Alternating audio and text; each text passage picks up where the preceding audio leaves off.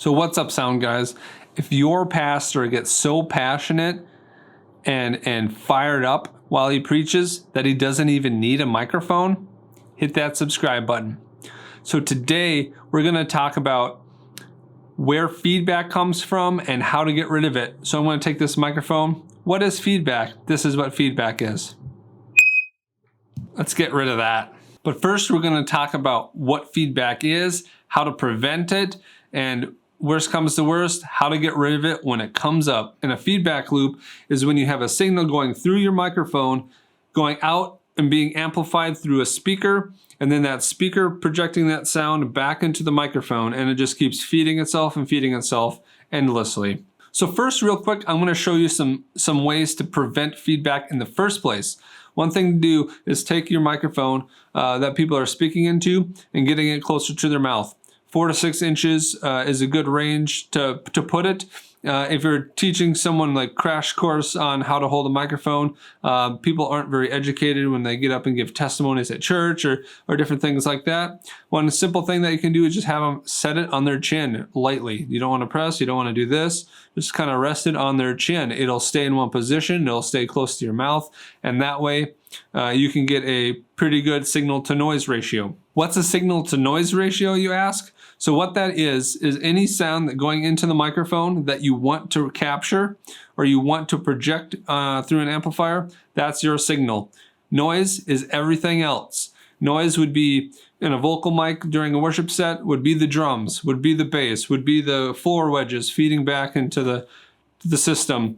So the ratio is the input of the signal relative to the noise that you don't want to pick up. So the farther you have the microphone from the source and the closer you have it to the noise, the more that ratio turns into the same number. Other ways to get a better signal to noise ratio is to lessen your noise, right? So to push signals farther away from each source. So having your vocal singer standing next to the crash cymbal when you're next to the drummer, that's obviously not so great. So you want to position them farther away from the loudest sources that would be picked up through the microphone. Also, you can filter some of those things out. For example, your voice is kind of in the mid-range. You could filter out a lot of the low end from like a kick drum or a bass by using the high pass filter on a vocal mic to just eliminate those frequencies. But if you go too far, you're going to get a thin sounding vocal that sounds like it's coming out of sounding like a phone or something. So you want to control the source more than edit the source using effects. So a great way to start is trying to get your microphone close to the source so it's picking up what you want it to pick up. Another thing that you can do to prevent noise is to have less noise in the room. So acoustic treatment, if you can do that to kind of kill the room, kill the reflections that's bouncing off the walls and things. Natural reverb isn't necessarily what you want. Another way to prevent feedback would be to have directional microphones and directional speakers and place them properly.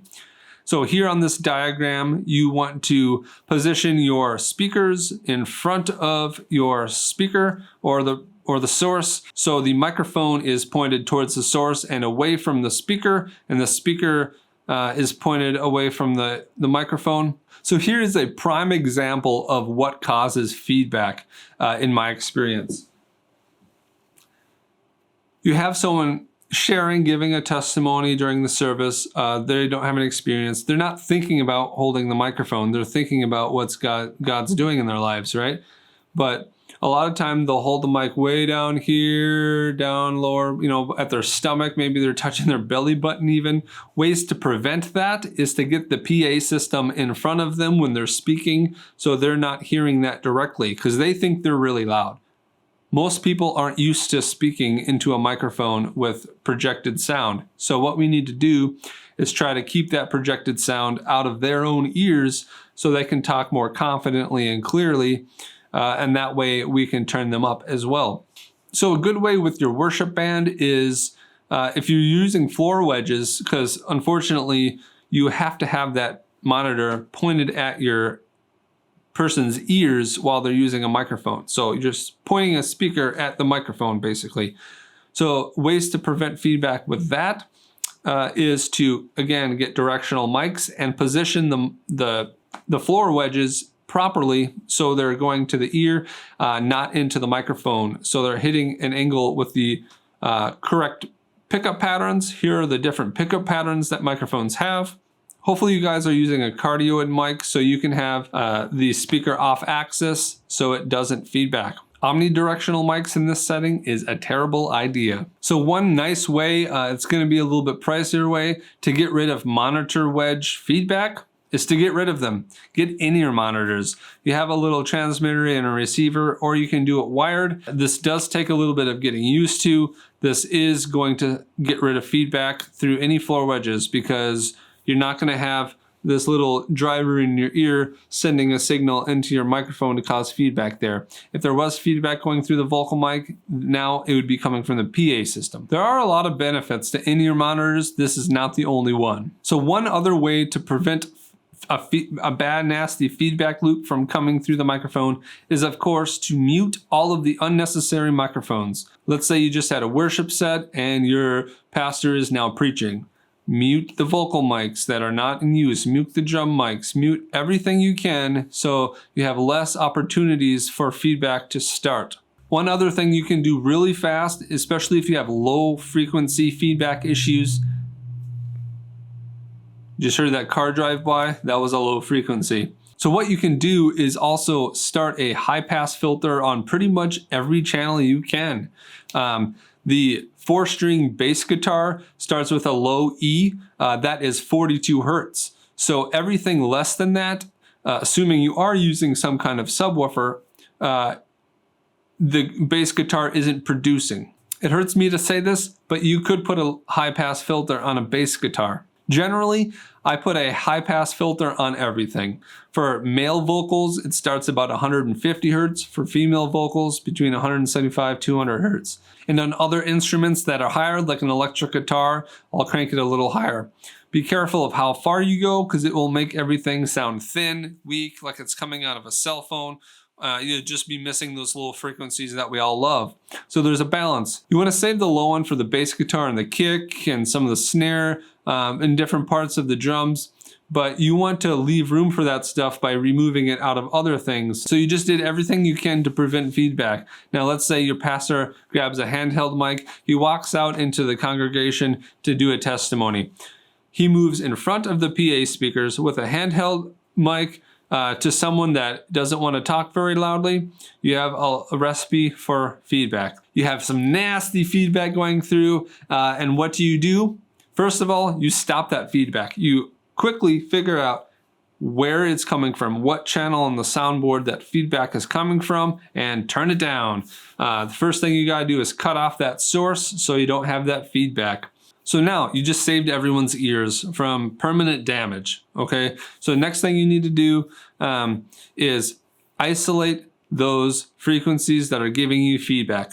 How do you do that? So guys, I grabbed my iPad here and let's get into it. So what you're looking at now is a spectrum analyzer graph. So on the left side, you see a negative decibel measurement, and on the bottom you have frequencies. We are using a logarithm scale. So if I switch that to linear, now you have the same distance between 2000 Hertz and 4000 Hertz and 16,000 Hertz and 18,000 Hertz. So this graph identifies different frequencies and its levels. And now as you can see here, you can see my noise floor. I have the minimum peaks. So that level is showing you my noise signal, and then you have the yellow line, that is my voice talking to you. So now I'm going to talk into my microphone, and now I'm going to cause some feedback. So I have sound coming out of my little bass amplifier that I'm plugged into this microphone, and I'm going to just intentionally ruin my ears and point this into the speaker until I get feedback. Let's see what happens on the spectrum. There we go. I just hurt my ears for you. So what we did is we just identified the frequency that is feeding back. Rooms and microphones will cause different frequencies to feed back. So what you can do is identify the frequency and you can move this little cursor over to the frequency that is feeding back. So right now we're at 5,575 hertz.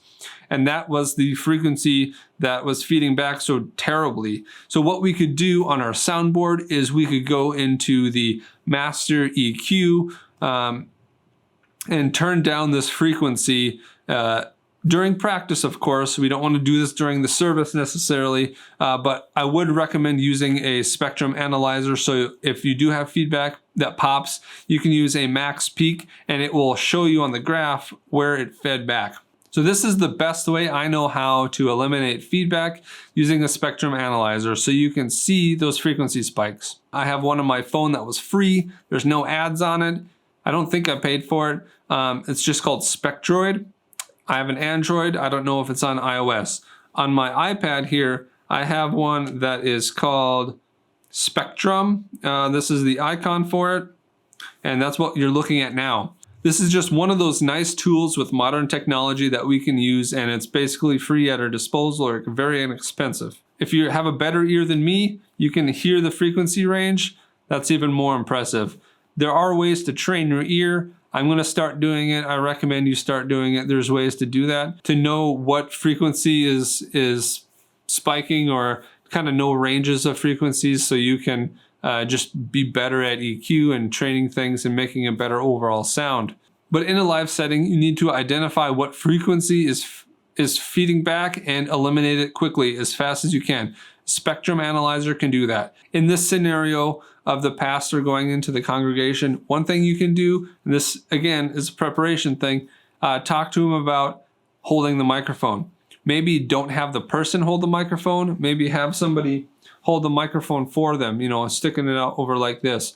That way they don't have to think about the microphone. They can just have it held for them, even if your pastor is the one doing it while the person's speaking. That way you can get a better source and a better signal to noise ratio, so you don't have to amplify the noise as much. So you guys, that's my best solution, of course, is preparation and preventing feedback in the first place. But if you get feedback, I recommend using a Spectroid monitor, having this running on your phone or your tablet during the service if you expect feedback to come, and having a peak hold feature set on, so when the feedback happens you can see that spike and it tells you where it is.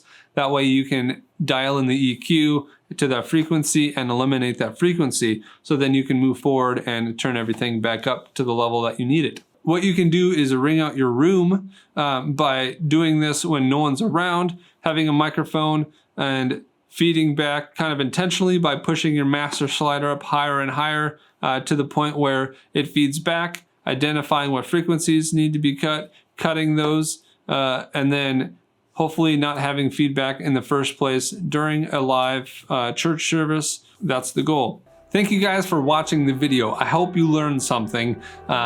Hit the bell notification to be notified when I upload a new video. Well, that's it for me, guys. Have a great day. Make better sound. It's time to go pray. All right, so maybe that was a little cheesy. I don't know, but I hope it was entertaining. See ya.